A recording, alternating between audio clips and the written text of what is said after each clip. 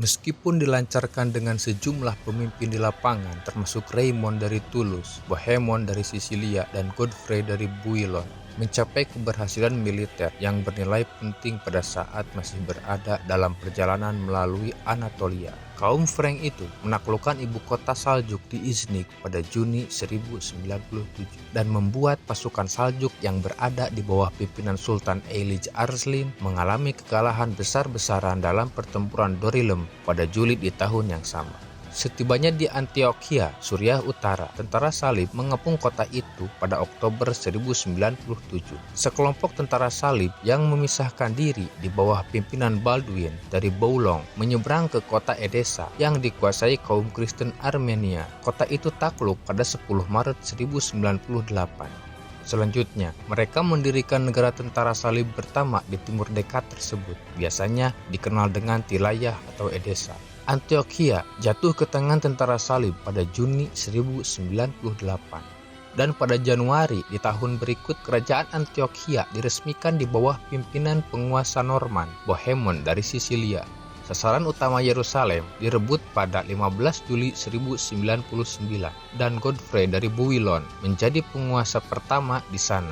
Negara tentara salib terakhir, wilayah Tripoli, didirikan setelah kota itu direbut pasukan kaum Frank pada 1109. Dengan demikian, 4 kerajaan tentara salib telah didirikan di timur Dekat, yaitu Yerusalem, Edessa, Antioquia, dan Tripoli. Namun, perlu diingat bahwa meski mendapatkan kemenangan gemilang pada Perang Salib pertama, tentara salib tidak mampu menaklukkan salah satu dari 2 kota utama di kawasan itu, yaitu Aleppo dan Damaskus. Respon umat Islam atas peristiwa Perang Salib itu pada awalnya apatis, kompromi, dan tetap sibuk dengan masalah internal. Dekade-dekade awal abad ke-12 merupakan periode perpecahan umat Islam yang terjadi besar-besaran. Hanya sedikit reaksi militer yang dilakukan atas ekspansi kaum Frank ini, yang sebenarnya merupakan tekanan yang sangat berbahaya. Tidak ada pencapaian berarti yang diraih kaum muslim di kawasan itu. Bukannya menangkis ancaman tentara salib, para muslim Suriah yang picik dan terpecah malah melakukan gencatan senjata dengan kaum Frank dan selama bertahun-tahun terlibat dalam perebutan wilayah kecil, seringkali dalam bentuk aliansi antara kaum muslim dan tentara salib. Melawan dunia Islam yang terpecah dan melemah, kaum Frank sebaliknya sepanjang tahun-tahun tersebut menjadi bertambah kuat dan berkuasa, bergelora dengan fanatisme dan motivasi tinggi untuk membangun struktur pertahanan yang akan memastikan keberadaan mereka di kawasan Mediterania Timur secara terus-menerus. Dekade pertama abad ke-12 merupakan dekade pengambil alihan sebagian besar pelabuhan di kawasan Mediterania Timur oleh kaum Frank. Ini dapat menjamin mereka untuk bisa menerima bantuan pasukan dan peralatan lewat jalur laut. Wilayah yang kemudian diduduki oleh para tentara salib adalah wilayah daratan yang panjang dan sempit di sepanjang Mediterania. Ketika mereka mencoba melakukan ekspansi ke arah timur, mereka kurang berhasil.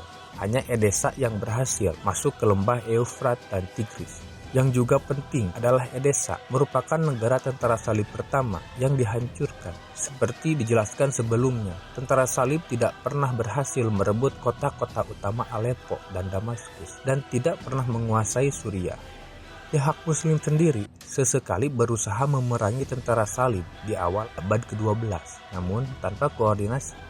Beberapa kali ekspedisi dilancarkan dari timur di bawah komando penguasa Mosul, Maudud, dan dukungan Sultan Saljuk Muhammad. Ekspedisi-ekspedisi mereka hanya sedikit mendapat dukungan dari para penguasa Aleppo dan Damaskus yang kurang suka dengan campur tangan pihak Saljuk. Memang, pasukan ekspedisi berikutnya yang dikirimkan oleh Muhammad menuju Suriah pada 1115 dikalahkan secara total oleh gabungan tentara salib dan kaum muslim pada pertempuran Dani.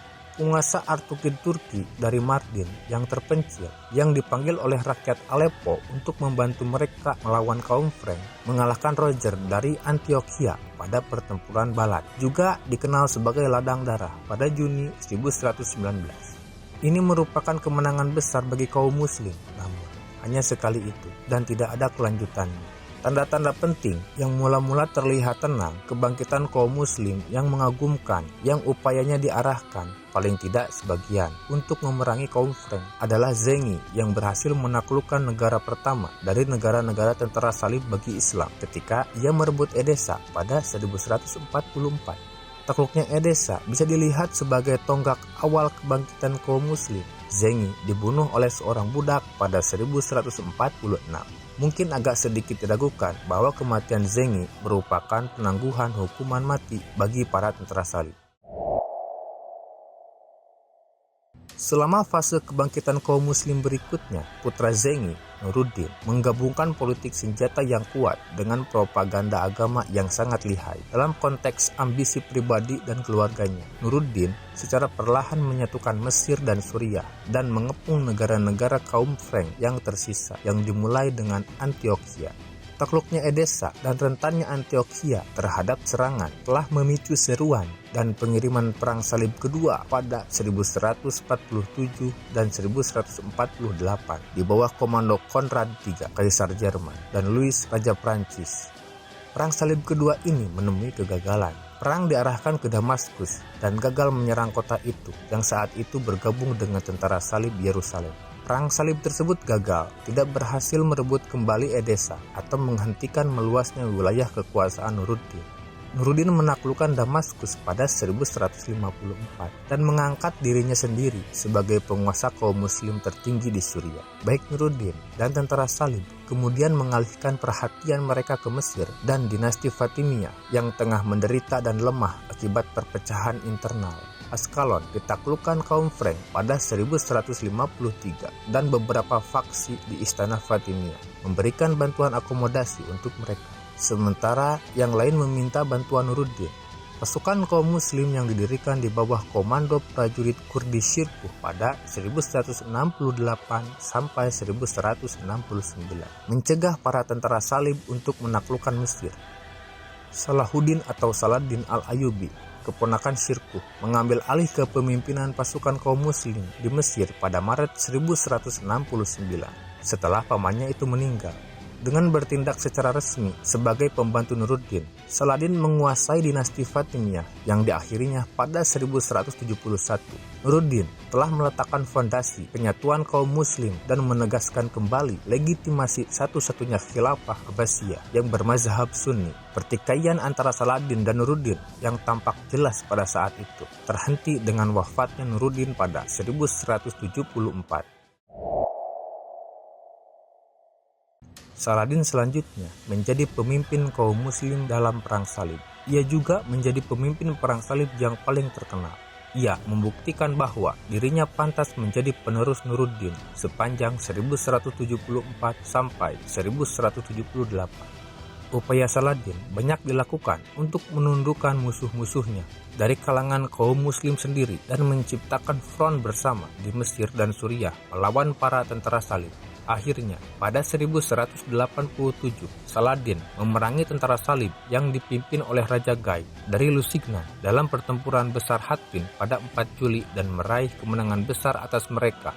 Penaklukan kembali wilayah-wilayah tentara salib terus berlanjut. Kemenangan Saladin mencapai puncaknya ketika dia berhasil merebut kembali Yerusalem pada 2 Oktober 1187. Pada akhir 1187, hanya beberapa bagian kecil kerajaan Latin Yerusalem yang masih dikuasai tentara salib, terutama Tirus.